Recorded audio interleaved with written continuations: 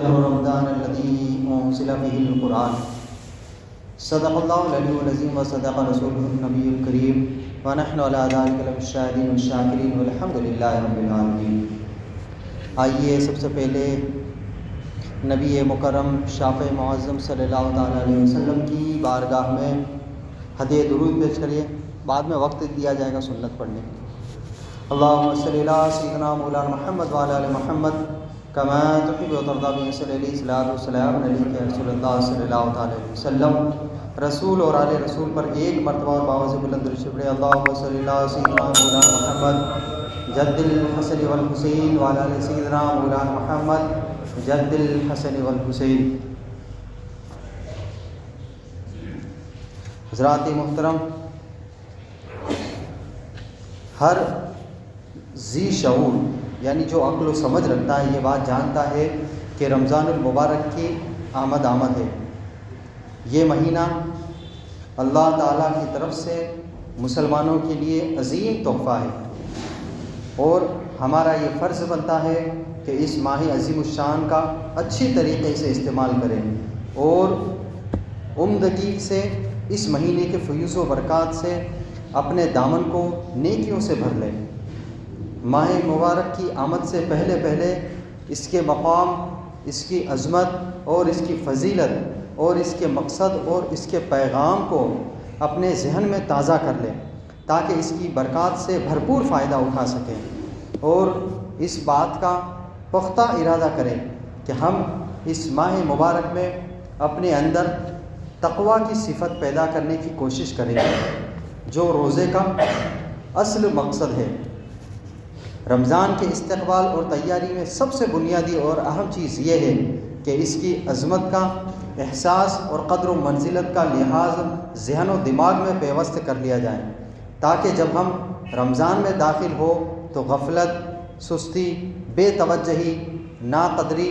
ناشکری اور احسان فراموشی جیسے برے اوصاف پیدا نہ ہو۔ نعمت کا احساس ذہن نشی کرنا ہوگا۔ رمضان کریم اللہ تعالیٰ کی طرف سے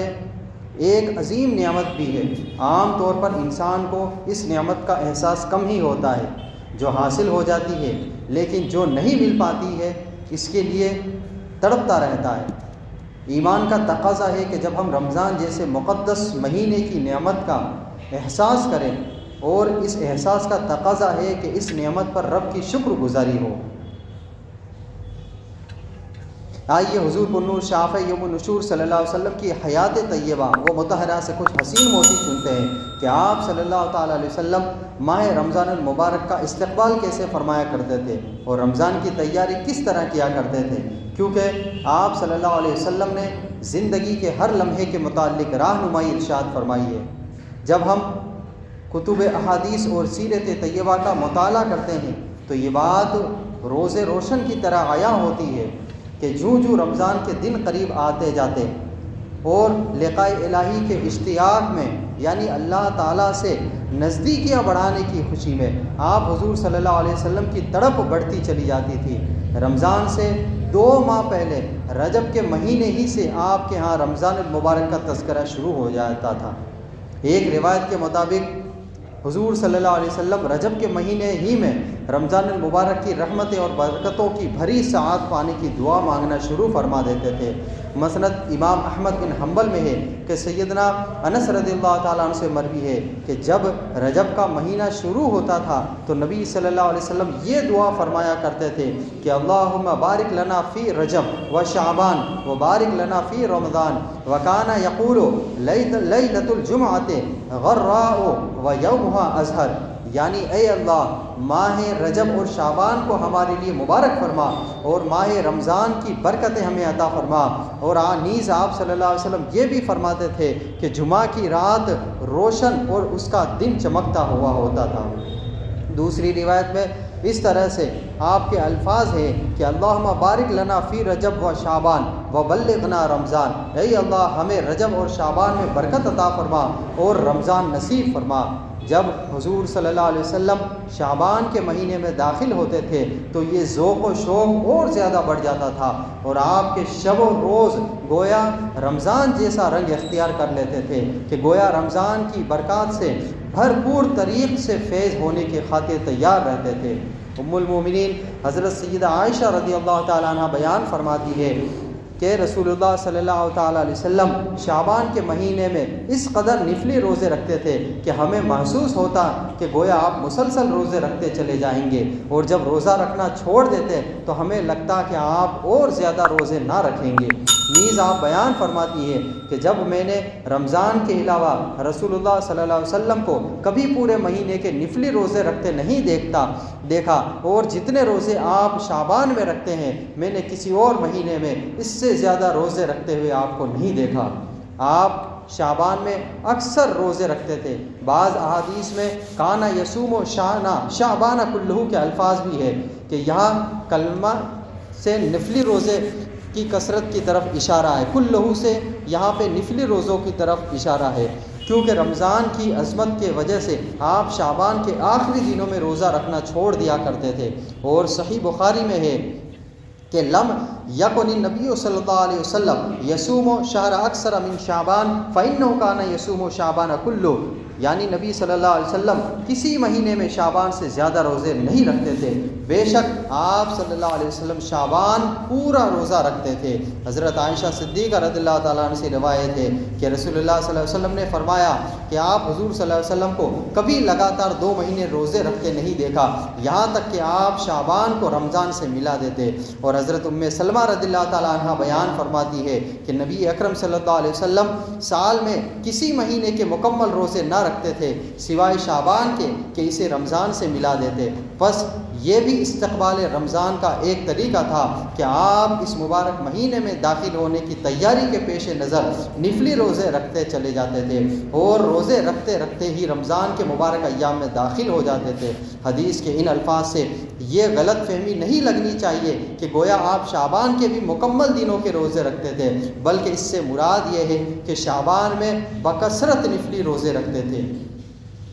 آپ حضور صلی اللہ علیہ وسلم رمضان کی آمد کے پیش نظر شعبان میں کثرت سے روزے رکھتے تھے، لیکن اس بات کا بھی خاص خیال رکھتے تھے کہ ماہ رمضان کی انفرادیت و عظمت قائم رہے، کیونکہ یہ ایک الگ مہینہ ہے۔ اس سلسلے میں آپ نے ہدایت فرمائی ہے کہ نبی کریم صلی اللہ علیہ وسلم نے فرمایا کہ تم میں سے کوئی شخص رمضان سے پہلے 1 یا 2 دن کے روزے نہ رکھے، البتہ اگر کسی کو ان میں سے روزے رکھنے کی عادت ہو تو وہ اس دن بھی روزہ رکھ لے۔ ان حدیث سے معلوم ہوتا ہے کہ رسول اللہ صلی اللہ علیہ وسلم کی منشاء مبارک یہ تھی کہ شعبان کے مہینے کو رمضان میں داخل ہونے کے لیے روحانی اور اخلاقی تربیت کرتے ہوئے گزارا جائے، لیکن رمضان کی آمد سے قبل روزے رکھنے چھوڑ دیے جائیں تاکہ فرحت یعنی خوشی اور بشاشت اور صحت مندی کے ساتھ ساتھ رمضان میں داخل ہوا جا سکے۔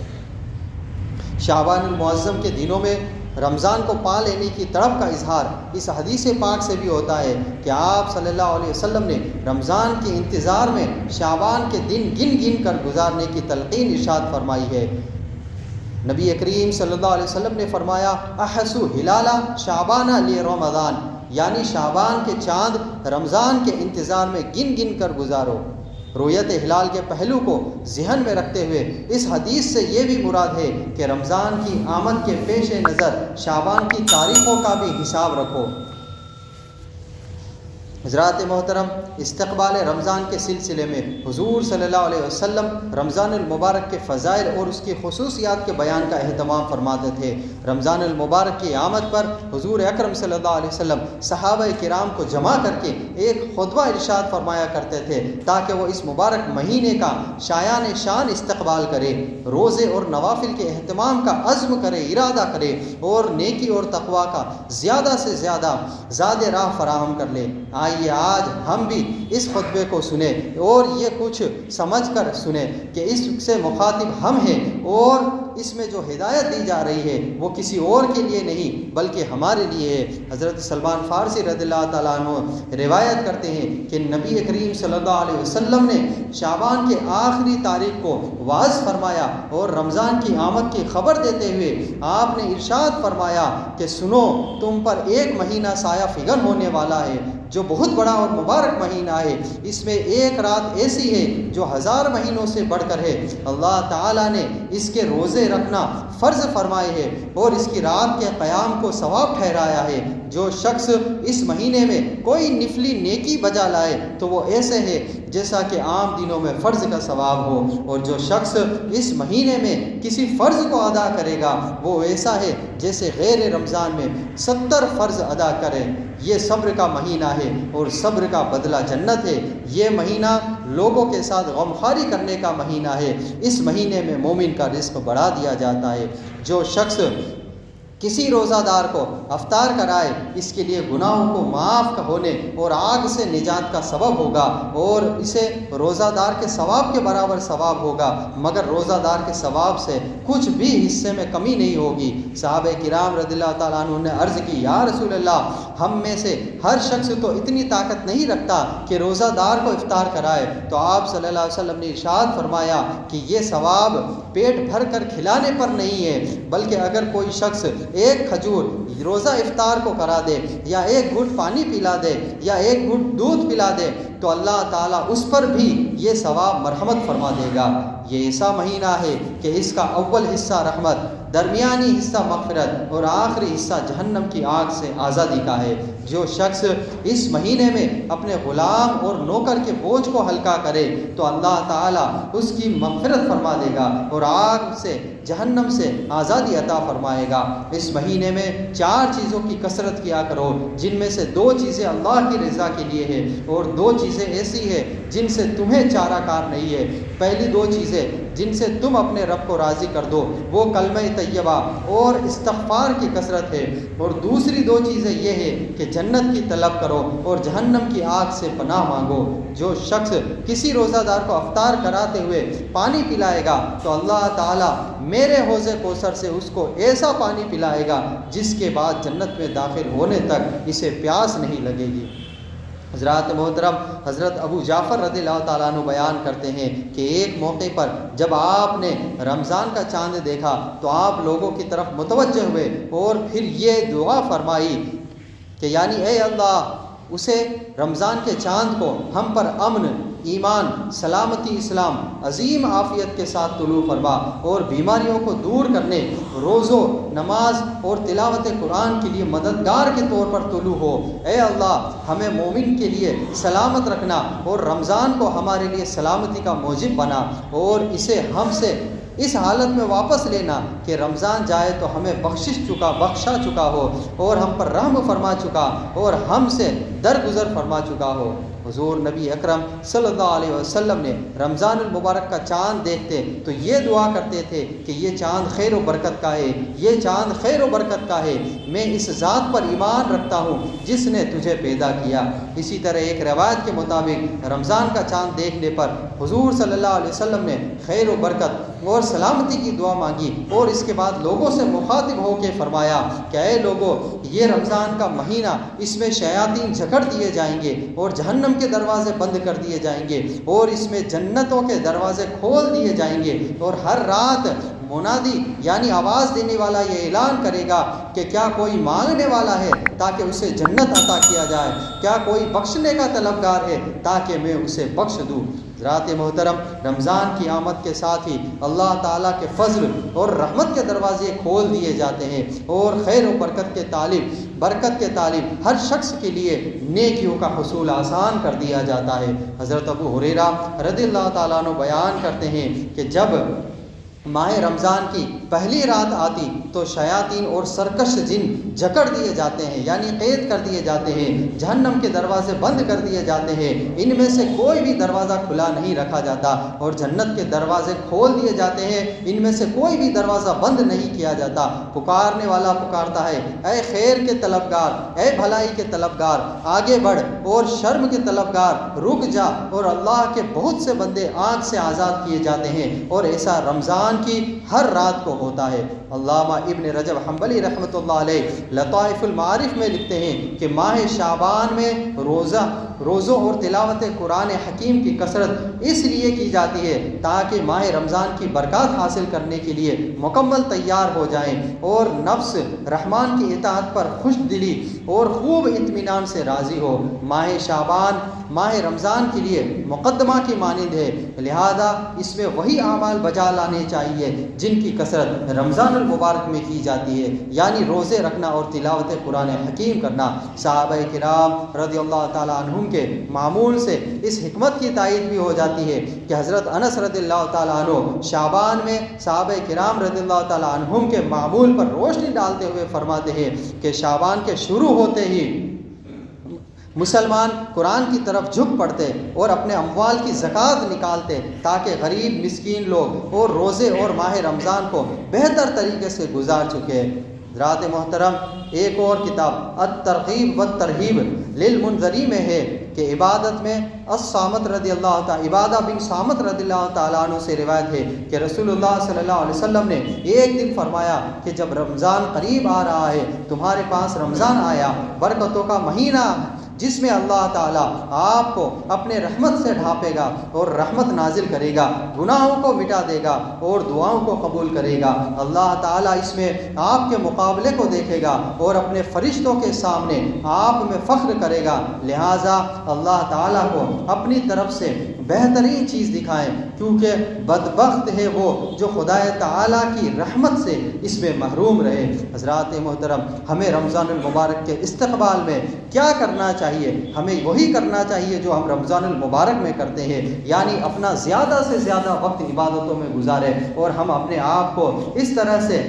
ڈھال لیں کہ رمضان کے دنوں میں ہم جس طرح سے اپنے آپ کو عبادتوں میں مصروف رہتے ہیں، یہ نہ ہو کہ ہم رمضان میں رمضان کو سمجھنے اور اس کو گزارنے کے لیے وقت کیسے گزارنا ہے یہ سوچنے میں بھی ہم اپنا وقت برباد کریں۔ ہمارے بہت سے بھائی اور ہمارے لوگوں کا یہ انداز ہوتا ہے کہ رمضان میں ہم عید کی تیاری میں گزار دیتے ہیں، 15 رمضان کے بعد ہم شاپنگ کرنے چلے جاتے ہیں۔ بہت سے ایسے لوگ ہیں جو روزہ اس لیے نہیں رکھتے ہیں کہ آج ہمیں شاپنگ کرنے جانا ہے، آج ہمیں خرید و فروخت کرنا ہے، آج ہمیں بال بچوں کو لے کے جانا ہے، تو ہم روزہ رکھیں گے تو پورا دن کیسے گزاریں گے؟ کچھ لوگ نمازیں چھوڑ کر، اور یہاں تک دیکھا گیا ہے کہ تراویح کی نماز تک چھوڑ کر بازاروں میں گھومتے ہوئے نظر آتے ہیں۔ میرے بھائیوں، یہ اسلام نے ہمیں نہیں سکھایا ہے اور یہ رمضان کو گزارنے کا طریقہ نہیں ہے کہ ہم اتنی بھرپور ساعتیں جس میں کہ ثواب ہمیں 70 گنا ایکسٹرا مل رہا ہے، ہم اس کو پانے کے لیے تو وقت نہیں دے پا رہے ہیں، بلکہ ہم عید کی تیاری میں اپنے وقت کو گزار رہے ہیں، جبکہ عید رمضان المبارک میں خوب نیکی کمانے کی خوشی میں ہمیں منانے کا جو موقع ملا ہے وہ ہے۔ اسی لیے ہمیں چاہیے کہ ہم رمضان المبارک کو کیسے گزارنا ہے یہ ابھی سے ہم ڈیسائیڈ کر لیں اور ہمیں اس میں کس طرح سے اپنا وقت گزارنا ہے، نماز میں، روزے میں اور عبادتوں میں اور قرآن کریم کی تلاوت میں۔ اللہ تبارک و تعالی ہمیں اور آپ کو رمضان المبارک کی خوب زیادہ برکت لوٹنے کی توفیق رفیق عطا فرمائے۔